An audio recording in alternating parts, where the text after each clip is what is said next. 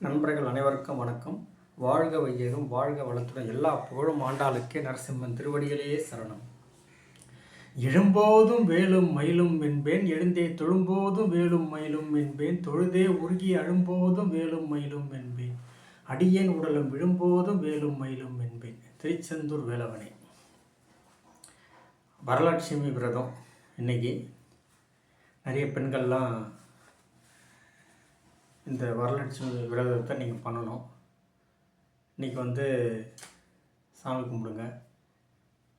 உங்களுக்கு தெரிஞ்ச பெண்களுக்கு புடவை, ஜாக்கெட்டு, இல்லை புடவை முடியல அட்லீஸ்ட் ஜாக்கெட் பிட்டாவது எடுத்து கொடுங்க. அது கூட மஞ்சள், குங்குமம், வெத்தலைப்பாக்கு, பூ இதெல்லாம் வச்சு கொடுங்க.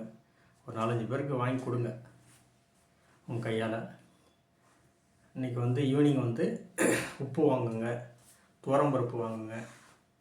வாங்கி வச்சு பெருசாக மந்திரம்லாம் நம்ம தேடிகிட்டு இருக்கோன்னா, மகாலட்சுமி போட்டோ உங்ககிட்ட இருக்கும். அந்த சாமி முன்னாடி ஓம் ஸ்ரீ மகாலட்சுமியே நமக. இதை விட பவர்ஃபுல் மந்திரம் எதுவும் இல்லை. இதை ஒரு 108 முறை சொல்லுங்கள். ஒரு எண்ணிக்கைக்காக தாமரைப்பூ வாங்கி வச்சுங்க 108. அப்படி இல்லைனா ஒரு மல்லிகைப்பூ வாங்கி வச்சுக்கோங்க.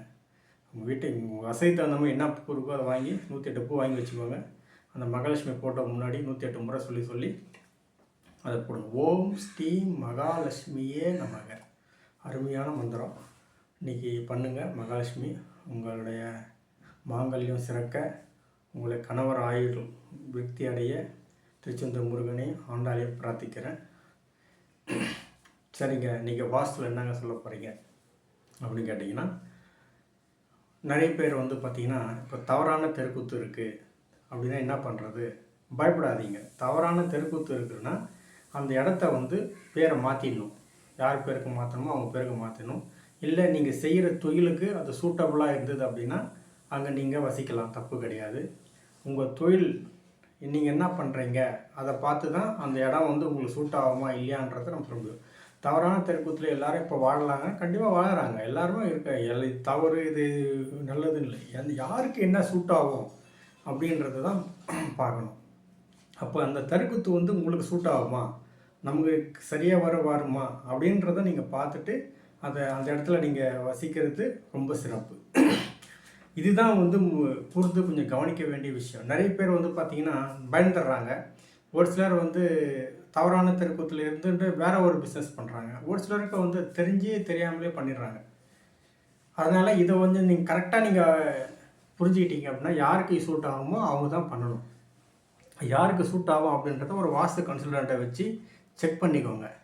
உங்கள் வீடு அமைப்பு எப்படியோ அப்படி தான் அந்த வீட்டில் இருக்கிற ஆட்களும் இருப்பாங்க. அப்போது ஒரு குழந்தை பாருங்கள், பால் குடிக்கணும் அப்படின்னா அழுது அடம் பிடிச்சி புரண்டு உருண்டு அந்த குழந்தை சின்ன பிறந்த குழந்தை சாதிக்குது தான் நினச்சதை. அப்புறம் வாஸ்துப்படி நம்ம தப்பு இருக்குது, நம்ம தலையெழுத்து நம்முடைய போட்ட விதி அப்படின்னு நம்ம நினச்சிட்டு நம்ம இருக்கோம் அப்படின்னா அது நம்முடைய முட்டாள்தனம். ரைட்டு, நான் எவ்வளோ முயற்சி பண்ணுறேன் அப்படின்னா நம்ம சிறிதளவு முயற்சி பண்ண நம்மளை மாற்றலான்னு ட்ரை பண்ணுவோம்.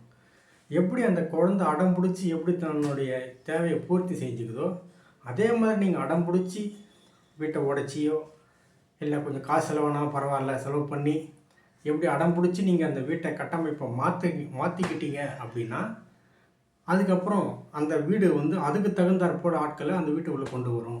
அதுக்கு தகுந்தாற்போட எண்ணங்களை அந்த வீட்டுக்குள்ளே கொண்டு வரும். ஸோ அதுக்கு உங்களுக்கு தேவையான விஷயங்கள் எல்லாம் அந்த வீடு பண்ணி கொடுக்கும். அப்போ அடம் பிடிக்கணும். அடம் பிடிச்சா மட்டும்தான் நடக்கும்.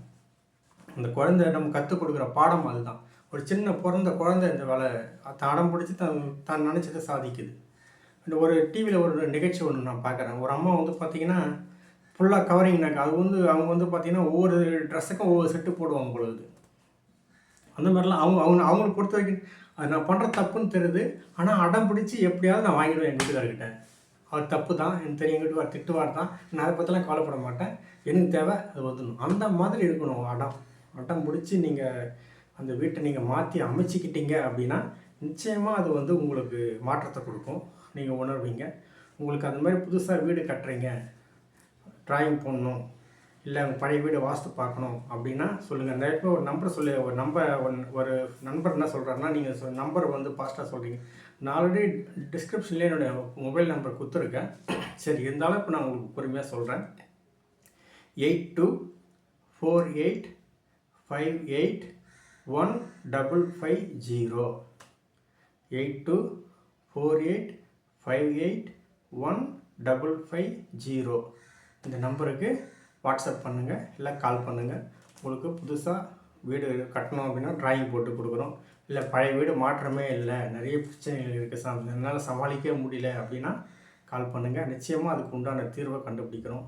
உங்களுக்கு சின்னதாக இடம் பார்க்குறீங்க, உங்கள் பேரில் நல்ல இடம் இருந்தால் மாற்றம் கொண்டு சொல்கிறீங்களே, எனக்கு இடம் இருந்தால் சொல்லுங்கள் அப்படின்னாலும் அதுக்கும் நான் ஏற்பாடு பண்ணி கொடுக்குறேன்.